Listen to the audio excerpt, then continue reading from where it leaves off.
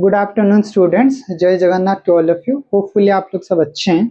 एक बहुत ही इंपॉर्टेंट क्वेश्चन है मॉलिक्यूलर बेसिस ऑफ इनहेरिटेंस में, और इसी टाइप के क्वेश्चन जनरली नीट और बोर्ड एग्जाम वगैरह में पूछते हैं। इस क्वेश्चन में आपको ऐसा एक डीएनए दिया होगा जो कि डबल स्ट्रैंडेड के फॉर्म में होगा। उसमें से आपको पूछा होगा कि जो डीएनए से बनने वाला जो आरएनए है वो कैसा होगा। ओके, जनरली स्टूडेंट ये वाले क्वेश्चंस को स्टूडेंट्स बहुत ज्यादा गलती करते हैं। तो इसको आप कैसे करोगे? देखो, इसको करने के लिए पहले आपको एक ट्रिक समझना पड़ेगा। कौन सा ट्रिक है? एक ट्रिक होता है CNS और एक होता है NTA।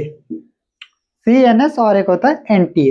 T इधर का मतलब क्या होता है? T मतलब टेम्पलेट होता है, टेम्पलेट स्ट्रैंड। टेम्पलेट स्ट्रैंड जो डीएनए में दो स्ट्रैंड होता है, उसमें से एक टेम्पलेट की तरीके से काम करता है और दूसरा नॉन टेम्पलेट की तरीके से काम करता है।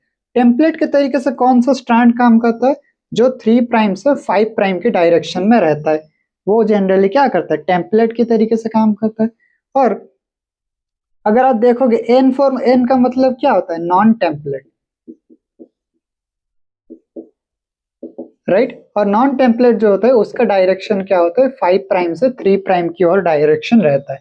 ओके स्टूडेंट्स, तो ये दोनों ट्रिक पहले आपको समझना पड़ेगा। ओके, अब जनरली दो स्ट्रैंड को अगर आप ध्यान से देखोगे तो उसमें से एक होता है 5 प्राइम से 3 प्राइम की ओर और एक होता है 3 प्राइम से 5 प्राइम की ओर। मतलब ये जो नीचे वाला जो स्ट्रैंड होगा वो एक एज ए टेम्पलेट की तरीके से काम करेगा, और उसी को देख के हम लोग आरएनए बनाएंगे। कैसे बनाएंगे? अगर उसके सामने C अगर होगा तो उसके सामने क्या आएगा? G आएगा।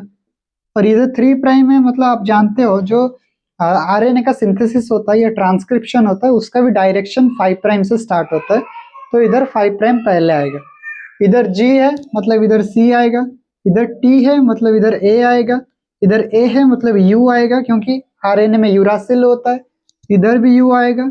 इधर G है मतलब C आएगा, इधर C है तो G आएगा, इधर भी G आएगा, इधर C आएगा, इधर T आएगा, सॉरी इधर आपका U आएगा, और इधर T है मतलब A आएगा, इधर C है मतलब G आएगा, इधर A है मतलब U, इधर T के सामने A, T के सामने A, G के सामने C, 3 प्राइम।